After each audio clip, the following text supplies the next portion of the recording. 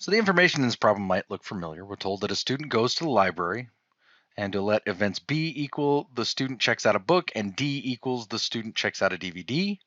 And suppose that the probability of checking out a book is 0.4 or 40%. The probability of checking out a DVD is 30%, and the probability of checking out a DVD given that they've checked out a book is 0.5. And that is consistent with what we've found in previous problems with the same information. So first we're asked to find the probability of the complement of B, or B complement. Well, that's everything that's not B. So that would be 1 minus the probability of B, the probability of checking out a book, which equals 1 minus that was given as 0.4, which equals 0.6 or 60%. So the probability of D and B, we're given probability of D given B. So we're going to reverse this again based on the given information. The probability of D and B equals the probability of B and D, which according to the multiplication rule equals the probability of D given B times the probability of B.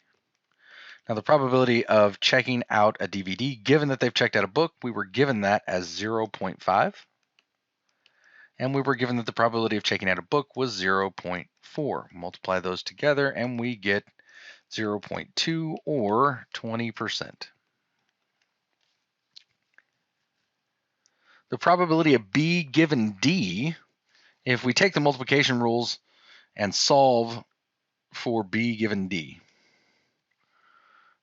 we have the probability of D given B times the probability of B divided by the probability of D, and we know all of those.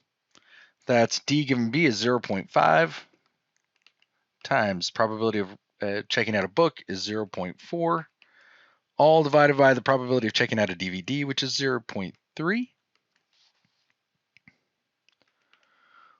which equals 2/3, or approximately 0.667 or 66.7%. Now we start to get a little bit more complicated. The probability of D and B prime. Well, that's going to be the probability of B prime given D times the probability of D. Now D prime, or the probability of B prime, the probability of the complement of B given D, well, that's 1 minus the probability of B given D.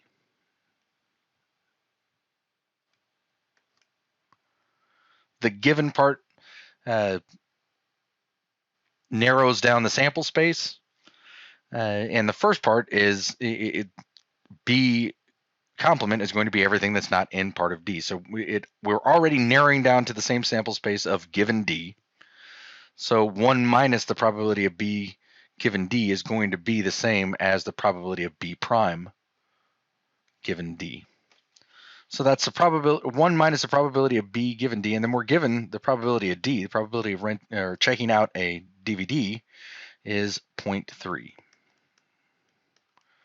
So that's going to equal 0.3, well, 1 minus 2/3. We just found the probability of B given D. So 1 minus 2/3 times 0.3, which equals 1/3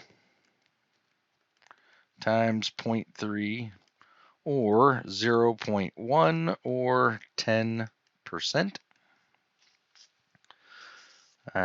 So the probability of checking out a DVD given and not checking out a book. Probability of checking out a DVD and not checking out a book is 10%. Means that chances are they're going to be checking out both if they're checking out anything. So now we're asked to find the probability of checking out a DVD given that they didn't check out a book. So the probability of D given B, if we look at,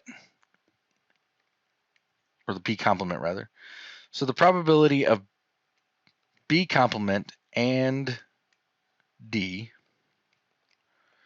equals the probability of B complement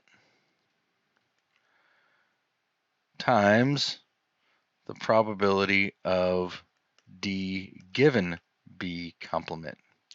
Now, if we solve that for what we're looking for, the probability of checking out a DVD given that they're not checking out a book, if we solve for that, that means that the probability of D given B complement equals the probability of B complement not checking out a book and checking out a DVD divided by the probability of not checking out a book. Well, that equals 0.1, we just found that, divided by B complement, the probability we found in the first problem, which was 0.6, which equals 1/6, or approximately 0.1667. Now remember, with a word problem like this, if you're asked on a formal assignment to respond to these questions, you would want to answer in a complete sentence in context. So there's no question. I'm not doing that here for purposes of space. This is a lot to fit on one screen, and it'd still be big enough to be visible.